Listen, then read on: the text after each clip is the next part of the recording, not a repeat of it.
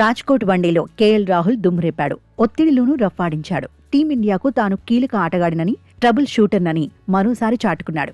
118 పరుగులకే 4 వికెట్లు కోల్పోయిన దశలో పరిస్థితులకు రెస్పెక్ట్ ఇచ్చాడు. కూల్గా, కాన్ఫిడెంట్గా బ్యాటింగ్ చేశాడు. పార్ట్నర్షిప్స్ను బిల్డ్ చేయడంపైనే దృష్టి పెట్టాడు. సహచరులు పెవిలియన్ చేరుతున్నా తను మాత్రం క్రీజ్లో నిలదొక్కున్నాడు. 52 బంతుల్లో హాఫ్ సెంచరీ సాధించిన కేఎల్ రాహుల్ ఆ తర్వాత మెల్లమెల్లగా గేర్లు మార్చేశాడు.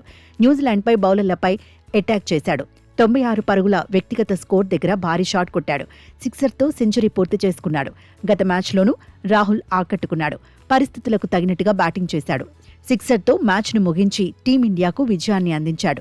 ఇప్పుడు సెంచరీ ముంగిట కూడా టెన్షన్ పడలేదు. తన వ్యక్తిగత మైల్ స్టోన్ గురించి ఆలోచించకుండా వీలైనంతగా స్కోర్ను పెంచాలనే లక్ష్యంతోనే కనిపించాడు. కీలకమైన ఇన్నింగ్స్తో కట్టిపడేశాడు.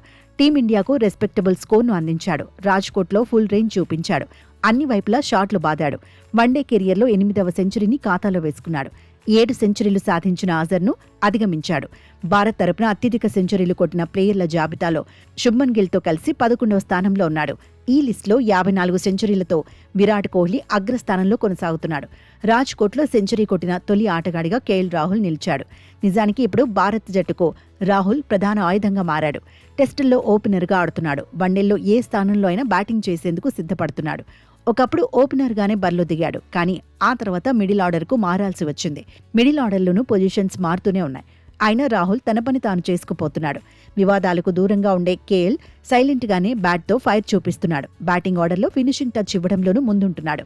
కేవలం బ్యాటర్గానే కాకుండా వికెట్ కీపర్గానూ సేవలందిస్తున్నాడు. టీమిండియాకు అడ్వాంటేజ్ అవుతున్నాడు. డిపెండబుల్ ప్లేయర్గా పేరు తెచ్చుకుంటున్నాడు. రాజ్కోట్లో సూపర్ షో తర్వాత కేఎల్ రాహుల్పై ప్రశంసల వర్షం కురుస్తోంది. నిజమైన ట్రబుల్ షూటర్ అంటూ అభిమానులు చర్చించుకుంటున్నారు. వచ్చే వన్డే వరల్డ్ కప్లో కూడా కీలకమవుతాడని అంచనాలు పెంచుకుంటున్నారు.